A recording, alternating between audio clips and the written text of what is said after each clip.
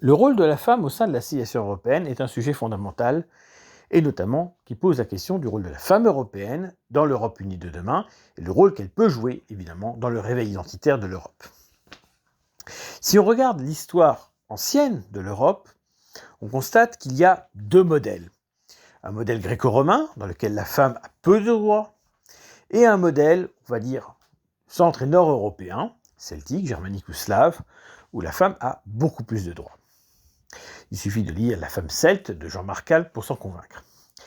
La veuve de guerrier a l'égalité de droits avec n'importe qui d'autre, par exemple. Alors, dans le modèle gréco-latin, c'est plus compliqué. Si la femme romaine peut par exemple divorcer, la femme grecque est maintenue dans un état de, subalterne. Il suffit de penser au gynécée. Ce n'était pas le cas des femmes en Crète, et il n'est pas sûr que c'était le cas non plus des femmes à l'époque mycénienne. C'est là où on peut penser qu'il y a une influence orientale qui a pu toucher la Grèce sur ce plan. Toutefois, dans la littérature, dans la religion, et même dans l'histoire, la Grèce envoie aussi de contre-exemples importants. Premier contre-exemple, les figures féminines qui ont eu un rôle politique ou culturel. On peut penser à la poétesse Sappho, on peut penser à la compagne de Périclès, Aspasie, on peut penser à la femme militaire qui était Artémise. Il y a d'autres exemples, et on peut aussi penser à Cléopâtre, qui était également grecque. C'est important d'avoir ça en tête.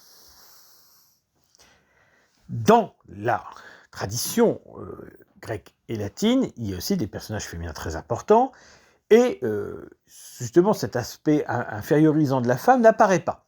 Il suffit de penser au couple Ulysse-Pénélope. On voit bien qu'on est dans un rapport quasiment d'égalité, ça fait penser à un couple moderne, et on retrouve ça dans bien des exemples.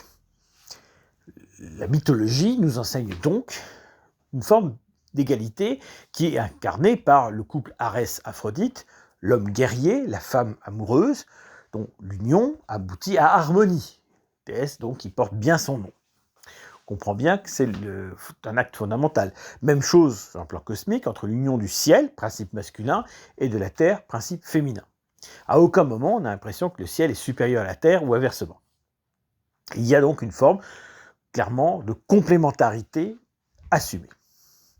Si on prend maintenant les 12 figures de l'Olympe, 6 dieux et 6 déesses, on peut définir par ce biais une typologie. Regardons les rôles qui sont donnés à chacun. Et vous verrez que dans l'utilisation d'aujourd'hui, même encore, cela joue. Les 6 dieux masculins. Zeus d'abord, c'est la souveraineté politique, et effectivement c'est un principe masculin. On se souvient que dans l'histoire européenne, le rôle politique important des femmes, au sens large, date d'assez récemment finalement.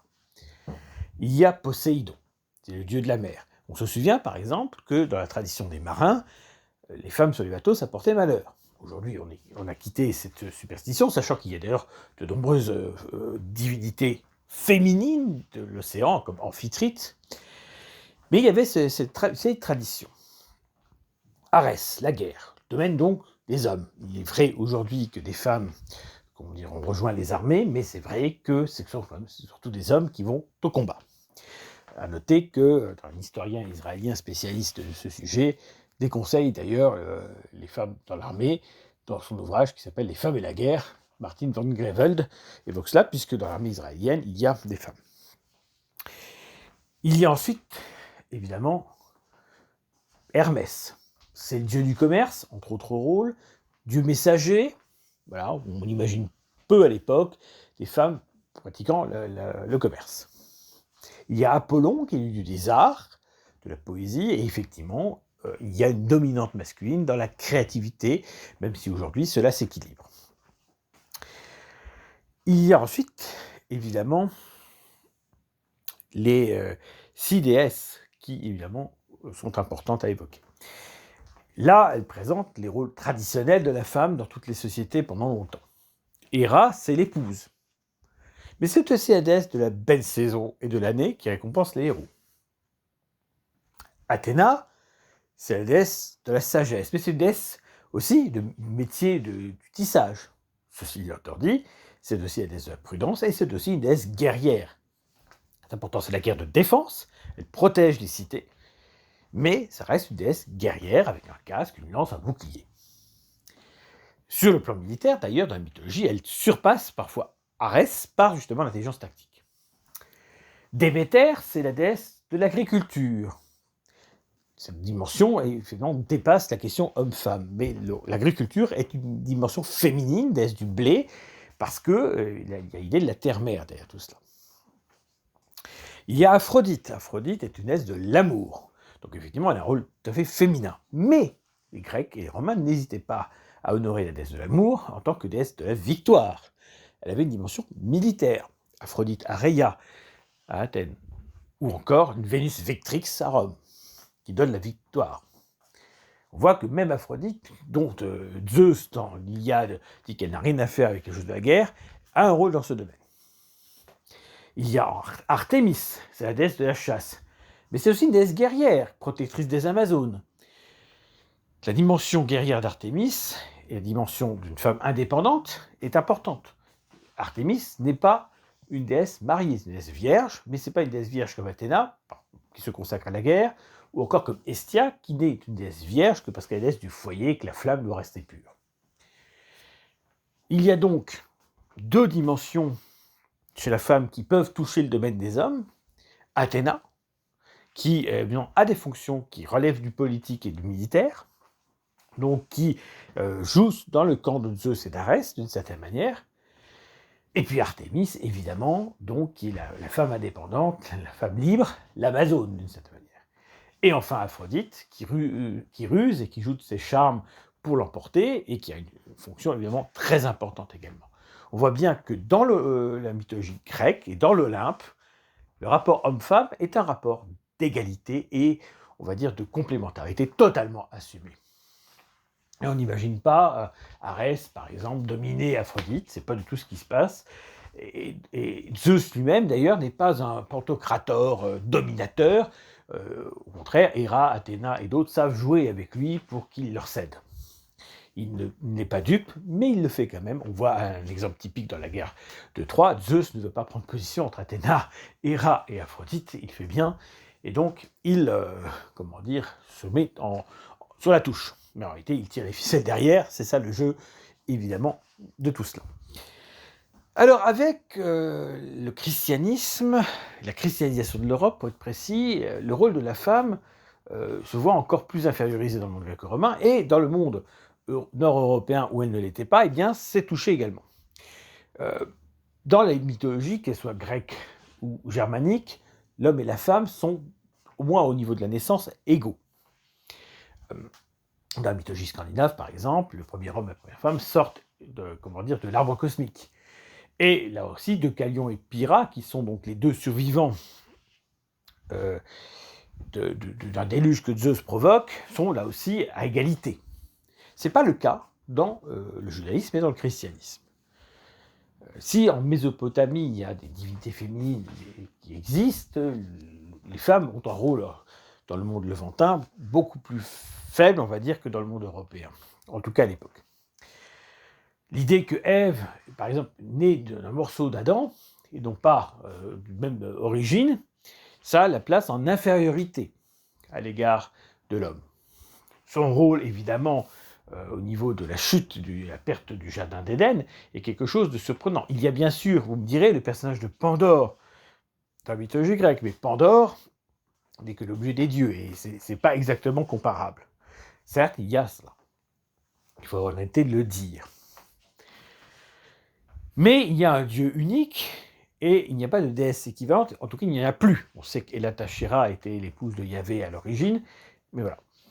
Dans la civilisation égyptienne, qui n'est pas très loin du monde sémitique aussi, la femme du pharaon a un rôle à jouer, qui est plus important que la femme dans la société égyptienne, mais ça reste très limité. Donc on va dire qu'avec la christianisation de l'Europe, le statut de la femme régresse considérablement, non seulement dans le monde gréco-romain où il n'était pas formidable, mais dans le reste de l'Europe. Et il faudra attendre effectivement l'ère moderne pour que cela change. Le retour à la tradition européenne, y compris dans son modèle antique, est quelque chose qui doit être valorisé. Donc, les femmes qui s'intéressent à la politique, qui veulent contribuer à la défense de la cité, peuvent effectivement être représentées par des déesses comme Athéna comme Artémis, et par certains aspects comme Aphrodite, comme je l'ai dit, la déesse de l'amour et de la beauté, n'est pas totalement ingénue, si on peut dire. Elle a un rôle qui peut être important dans la cité. On le voit bien, les Grecs et les Romains n'ont pas opposé les femmes et les hommes de manière manichéenne. Il y a des rôles clairement à dominante masculine, mais des déesses peuvent incarner des rôles féminins dans des rôles masculins, si on peut dire. Voilà, donc c'est important d'avoir ça en tête. La civilisation européenne est une civilisation qui a toujours tenté et voulu une forme d'isonomie entre l'homme et la femme, même si pour des raisons évidentes, elle n'était pas possible dans tous les domaines. Le monde européen s'est bâti là-dessus. Et à partir de la Renaissance et à partir des Lumières, effectivement, la femme va pouvoir retrouver un rang qui n'était pas totalement le sien dans l'Antiquité, mais qui pouvait s'y apparenter. Chose d'ailleurs intéressante à rappeler, le mot, par exemple, queen, qui veut dire en anglais une reine, vient du mot femme. Indo-européen Gwena, qu'on retrouve dans Guné, gynécologie et autres. C'est intéressant de voir ça. Donc, d'une certaine manière, la femme est une reine. Mais je trouve que le symbole est intéressant. On voit bien, comment dire, cette égalité-là. Entre le mushina, le terme russe, c'est la genshina, voilà, entre l'homme et la femme, il y a cette complémentarité mutuelle. Et surtout, il n'y a pas d'infériorité de l'une par rapport à l'autre. Ça n'existe pas. Il y a par ailleurs l'amour de la beauté des femmes, la représentation de la femme. Elle existait dans le monde sémitique avant le monothéisme, elle n'y existe plus. Il y a un rapport à la femme qui est beaucoup plus sain.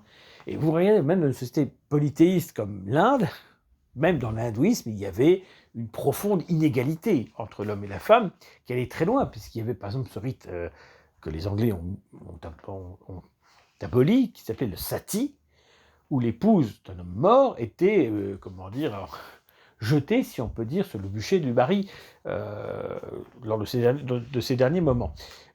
Quelque chose qui a été aboli, mais vous voyez, on voit bien que même dans le monde oriental indo-européen, il y avait des choses choquantes. Ce n'est pas le cas toutefois du masdéisme iranien, la société iranienne ancienne. Cyrus le Grand affirme l'égalité homme-femme, clairement dans ses lois, et dans la tradition masdéenne, cette égalité est totalement appliquée, puisque l'homme et la femme connaissent, après la mort, les mêmes choix et orientations. Il y a une profonde égalité homme-femme en Iran masdéen. Évidemment, là encore, l'islam a tout détruit, mais on voit bien que dans la société iranienne, des femmes courageuses aujourd'hui se révoltent.